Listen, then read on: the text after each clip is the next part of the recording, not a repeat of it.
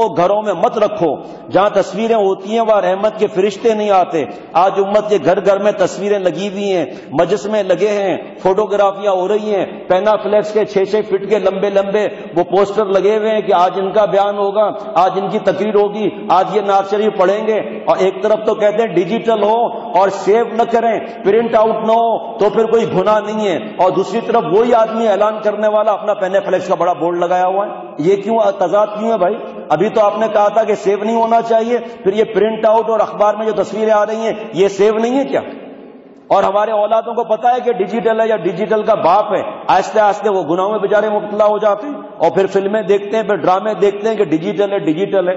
پورے دنیا میں ایک مفتی، ایک عالم نہ کوئی تھا، نہ کوئی ہے، نہ کوئی ایسا ہوگا آئندہ چل کر جو کہے کہ نامحرم عورت کی ڈیجیٹل کی تصویر دیکھ سکتے ہو، عورتیں مردوں کی تصویر دیکھ سکتی ہیں، ایک بھی ایسا آپ کو نہیں ملے گا۔ اور ہم جھوٹ بول کر دوسرے بزرگوں کے نام بدنام کر کے کوئی بدنام نہیں ہوتے، وہ ہماری پکڑ ہوگی جھوٹ بولنے پر۔ کو مجھے ایک بتا دو جس نے کہا ہو کہ نامحرم کی ڈیجیٹل کی تصویر کوئی دیکھ سکتا ہے، بھابھی کی، سالی کی، فلموں کی، ڈراموں کی، کوئی ایک بتا دو جو کہے کہ عورتیں مرد کو دیکھ سکتے ہیں۔ ہم جب اپنے شیخ کا فوٹو نکالیں گے اور شیخ کچھ بھی نہیں بولے گا، گھر جا کر جب وہ بیان سنائیں گے اپنے گھر کی عورتوں کو، تو ہماری گھر کی عورتیں آنکھوں کا زنا نہیں کریں گے؟ کیا بیان کرنے والے کے لیے ایگزمپشن لگے ہوئے کہ بیان والے کی مرضی جو کرے؟ بیان والے کو دیکھنا نامحرم کے لیے حرام نہیں ہے؟ کل للمؤمنات یغضضن من ابصارہن کا حکم نہیں ٹوٹ رہا، چاہے وہ بیان کرنے والا مشہور ہو چاہے نہیں مشہور ہو۔ لیکن کیا ہے، ہم اپنی چلاتے ہیں، یہ واہ واہ سے کچھ نہیں ہوتا، آ سے ہوگا کچھ۔ واہ واہ سے کیا ہوتا ہے؟ کیا جناب لوگوں نے واہ واہ کر دی تو بڑا سمجھ لیا کہ ہم نے بیان کر لیا، اور جو تصویریں بنائی اور انہوں نے گھر جا کر دکھائیں، دکھانے والے کو بھی گناہ ملے گا، دیکھنے والے کو بھی گناہ ملے گا، اور گونگوں کی طرح چپ چاپ بیٹھے ہوئے ہوں۔ ابھی ماریشس میں گیا تھا تو میں نے مولانا سے کہا مولانا اعلان کر دیں، جس طرح ہمارا مزاج ہے اعلان کا۔ کہا ارے شیخ فکر مت کرو۔ میں نے کہا کیوں بھائی، اتنا بڑا مجموعہ ہے؟ کہ میں تمہیں کہتا ہوں نا۔ میں نے کہا وجہ؟ کہ دارالعلوم دیوبند زندہ باد، کہ یہاں تمہیں ایک بھی تصویر کھینچنے والا نہیں ملے گا، سب اتباع کرتے ہیں دارالعلوم دیوبند کی فتوے کی۔ ہم نے پہلے ہی فتویٰ منگا لیا تھا بہت عرصہ پہلے۔ میں نے کہا ٹھیک ہے۔ بیان شروع ہوا، سامنے ایک آدمی بیٹھا ہوا تھا، کڑک، ارے میں نے کہا آپ تو کہہ رہے تھے کہا ایک آدھ تو ایسا ہو ہی جاتا ہے بھائی۔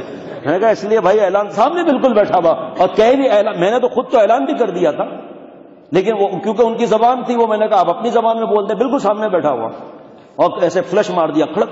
کیا کرتا ہے بھائی؟ الحمدللہ ڈیلیٹ کیا، معافی مانگی۔ آج ہم امت کو کیا ہو گیا ہے کہ تصویریں گھر میں رکھی ہوئی ہیں، اور صحابہ رضوان اللہ علیہ مجمعین کی کیا شان تھی۔ ایک شخص نے حضرت عمر رضی اللہ تعالیٰ عنہ کو ناشتے کی دعوت دی۔ آپ ناشتے کے لیے جب ان کے گھر پہنچے تو دیکھا کہ گھر میں تصویر تھی۔ فرمایا کہ عمر ایسے گھر میں ناشتہ نہیں کرے گا جس میں نافرمانی میرے محبوب صلی اللہ علیہ وسلم کی ہو رہی ہو، اللہ کے نبی صلی اللہ علیہ وسلم کے فرمان عالی شان کی خلاف ورزی کی جا رہی ہو، اور ہم ایسے ناشتے سے باز آتے ہیں۔ میرے پیارے محبوب مرشد کو، اب میں نام نہیں لوں گا، آزاد کشمیر جب حضرت تشریف لے گئے تو اس وقت کا پریزیڈنٹ جو تھا وہ نیک تھا، اس نیک تھا بس روزہ نماز، ہمیں تو سب کو نیک بولنا ہے۔ تو انہوں نے حضرت والا کو دعوت دی کھانے کی، تو حضرت نے فرمایا ٹھیک ہے آئیں گے، داڑھی بھی ہے، نمازی بھی ہے۔ حضرت کو شک ہوا، جو وہاں ان کے پریزیڈنٹ ہاؤس میں جو کام کرتے تھے اس میں ایک دو حضرت کے مرید تھے، تو حضرت نے ان سے فرمایا کہ بھائی جہاں یہ مجھے کھانا کھلائیں گے وہاں تصویر ہوگی؟ اس نے کہا حضرت نہیں، تصویر نہیں ہوگی، تصویریں ہوں گی۔ حضرت فرمایا مجھے نہیں جانا وہاں، پریزیڈنٹ کے کھانے کو کوئی چھوڑتا ہے؟ حضرت منع فرما دیا۔ وہ تلاش میں لگ گئے کیوں منع کیا، آخر راز کھل گیا کہ تصویر کی وجہ سے منع کیا۔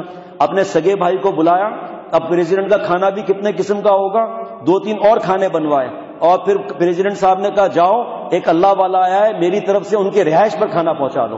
شیخ پینے کا ارادہ تو کرو، حوض کوثر سے منگا لی جائے گی۔ حجن صاحبہ ہیں اور جناب عرفات کے میدان میں فوٹو کھنچوا رہی ہیں، خاندان کے نام محرم دیکھ رہے ہیں، جب جا رہے ہیں فوٹو، آ رہے ہیں مووی، جا رہے ہیں مووی، اور جو رشتہ دار باہر ملکوں میں جا رہے ہیں ان کو اپنی ماں بہن بہو بیٹی کی تصویریں دے رہے ہیں کہ گناہ کبیرہ کرو، اور جو جنہوں نے فوٹو کھنچوائے ان کو بھی گناہ ملتا ہے۔ حجن صاحبہ ہیں، کیا حج ہوا؟ حج کا نور کہاں گیا؟ یہ فرمایا کہ یہ محبت ہے، اس کا نام عشق ہے۔ آج ہم امت کو دیکھتے ہیں دل کڑتا ہے، وظیفے خوب پڑھ رہے ہیں، حج خوب کر رہے ہیں، لیکن گناہوں سے بچنے کا اہتمام نہیں۔ ایک مرنے والے پر سورہ یاسین کے کئی ختم ہوئے مگر اس کی روح نہیں نکلی۔ ڈاکٹر عبدالحی صاحب رحمۃ اللہ علیہ نے خود مجھ سے فرمایا کہ وہ لوگ مجھے لے گئے تھے کہ 3 دن ہو گئے مگر روح نہیں نکل رہی، حالانکہ 1000 دفعہ یاسین شریف پڑھی جا چکی ہے اور اٹک گئی روح، تکلیف میں، اذیت میں روح نہیں نکل رہی، 1000 مرتبہ سورہ یاسین شریف پڑھا۔